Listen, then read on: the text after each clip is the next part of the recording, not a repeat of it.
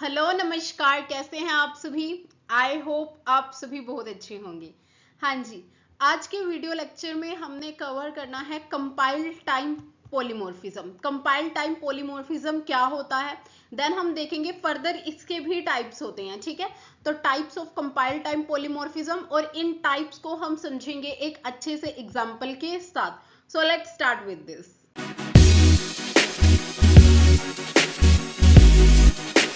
हाँ जी, हमने देखना था कंपाइल्ड टाइम पॉलीमॉर्फिज्म को। देखो पॉलीमॉर्फिज्म क्या होता है ये हमने प्रीवियस वीडियो में अच्छे से समझा। पॉलीमॉर्फिज्म का मतलब क्या है कि आपकी फंक्शंस हैं, ऑपरेटर्स हैं, उनका सेम नेम है, बट वो क्या करते हैं, डिफरेंट डिफरेंट वर्क को परफॉर्म कराते हैं। ठीक है, तो यहाँ पे क्या है, हमारे पॉलीमॉर्फिज्म के ही दो टाइप्स थे। The first one is compiled time and other one is run time polymorphism. आज हमने देखना है कंपाइल्ड टाइम पॉलीमॉर्फिज्म। देखो पॉलीमॉर्फिज्म यहाँ पे क्या है, means same name and different work.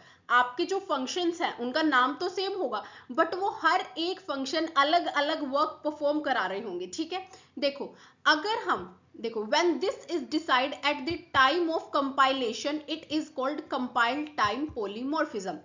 आपके किस फंक्शन ने क्या वर्क को परफॉर्म कराना है, अगर हम इस चीज को कंपाइल टाइम पे ही डिसाइड कर लेते हैं, ठीक है, कि जब हम ये वर्क करें तो ये वाला फंक्शन कॉल हो, इस ऑब्जेक्ट के साथ ये वाला फंक्शन कॉल हो, मीन्स ये सारी चीजें जब हमारी कंपाइलेशन टाइम पे ही हो जाए तो इसे हम बोलते हैं कंपाइल टाइम पॉलीमॉर्फिज्म। ठीक है, देखो the decision about which function to call is made when the program is compiled. किस फंक्शन को आपने कॉल करना है, ठीक है, ये सब चीजें जो है अगर हम कंपाइल टाइम पे ही, मतलब प्रोग्राम को रन करने से पहले ही ये सब डिसाइड हो जाए हमारे प्रोग्राम में, तो उसे हम बोलेंगे कंपाइल टाइम पॉलीमॉर्फिज्म।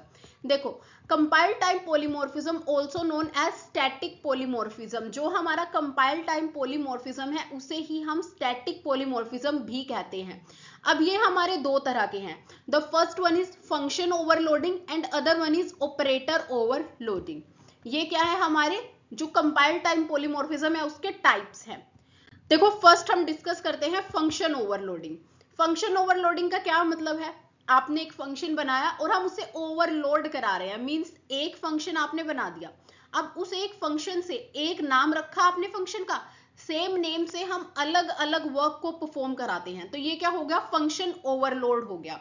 जैसे सेम नेम बट यहाँ पे क्या होगा, डिफरेंट वर्क होगा। ठीक है, you can create many function with the same name. हम एक ही प्रोग्राम के अंदर एक से ज्यादा क्या कर सकते हैं, फंक्शन क्रिएट कर सकते हैं जिनका सेम नाम हो। ठीक है, अब बट यहाँ पे क्या होगा, बट वो अलग अलग काम को परफॉर्म करा रहे होंगे, है ना। अब हम सोच रहे हैं कि अगर हम सेम नेम से क्या करेंगे, फंक्शंस को बना लेंगे, तो जब ऑब्जेक्ट कॉल करेगा तो वो कंफ्यूज हो जाएगा, है ना, कि इसने किस फंक्शन को कॉल किया है।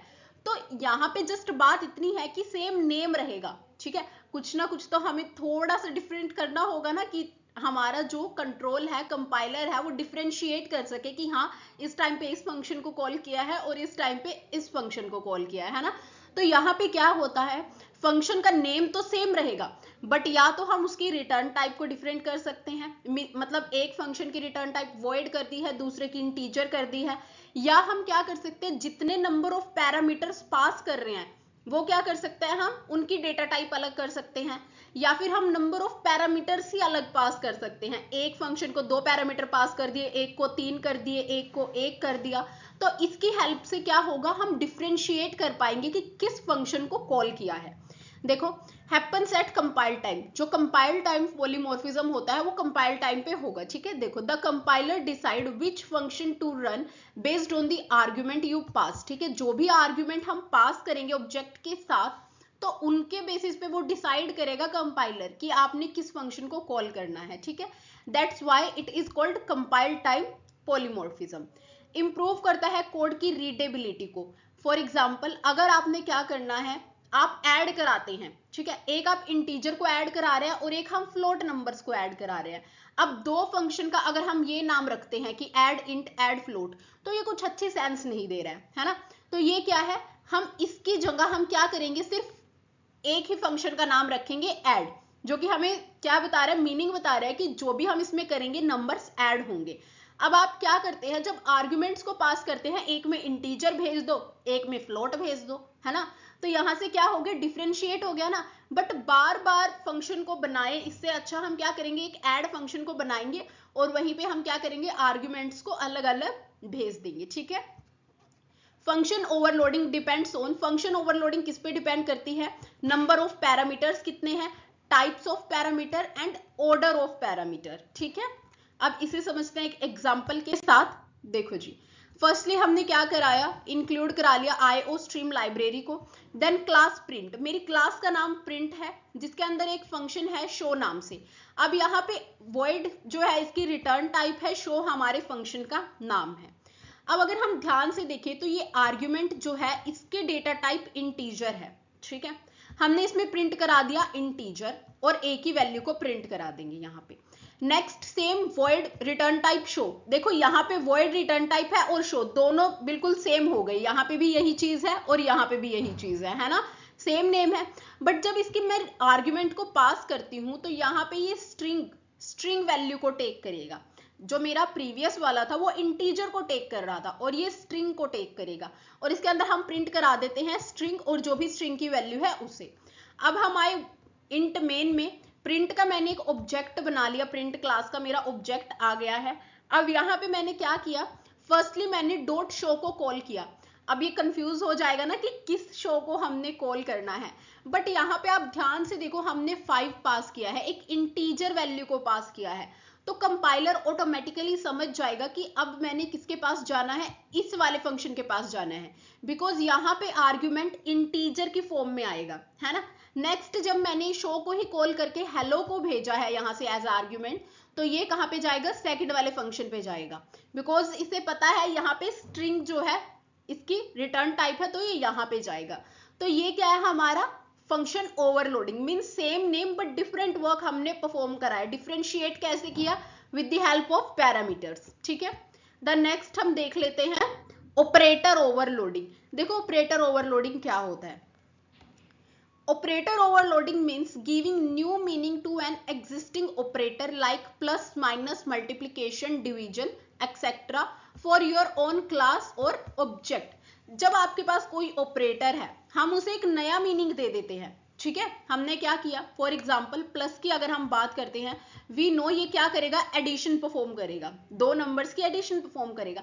बट वहीं पे अगर हम इसका क्या कर देते हैं, एक न्यू मीनिंग इसे दे देते हैं, ठीक है, जो कि हमारी क्लासेस और ऑब्जेक्ट में हमें हेल्पफुल साबित हो रहा है हमारे लिए, हम उसे कर सकते हैं, तो वो होगा हमारा ऑपरेटर ओवरलोडिंग। आपने एक ऑपरेटर को क्या किया, ओवरलोड किया, मींस उसे एक और न्यू मीनिंग दे दिया।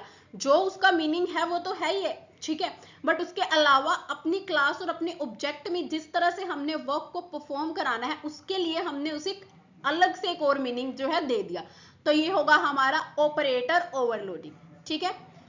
It is used to make object behave like basic data type. ये क्या करेगा, हमारे ऑब्जेक्ट्स के लिए कैसे बिहेव करता है, जैसे वो एक बेसिक सी डेटा टाइप्स हो। For example adding two object using plus just like you add two numbers, means हम क्या कर सकते हैं, हमने अपने ऑपरेटर को ओवरलोड कराया, कैसे कि हम अपने दो ऑब्जेक्ट्स को भी क्या करा रहे हैं, प्लस करा रहे हैं, जस्ट लाइक टू नंबर्स, ठीक है। You define a special function using the keyword operator. Firstly आपने कीवर्ड ऑपरेटर को लिखना है हमने, then follow by the symbol like, जिस भी ऑपरेटर को आप ओवरलोड करा रहे हैं फिर हम उस सिंबल को लिख देंगे, ठीक है। नेक्स्ट क्या है, works with object. Suppose you have two objects of class like A1 plus A2. Operator overloading helps to define what plus should do in this case. ठीक है, फॉर एग्जाम्पल आपके पास दो ऑब्जेक्ट है क्लास के, the first one is A1 और other is A2। अब आप क्या करा रहे हैं, इन दोनों को ऐड करा रहे हैं, तो यहाँ पे जो ये सिंबल है ये ऑपरेटर ओवरलोडिंग बताएगा कि ये सिंबल यहाँ पे क्या वर्क कर रहा है, ठीक है। इसे एग्जाम्पल से समझते हैं सो दैट अच्छे से समझ आ जाए।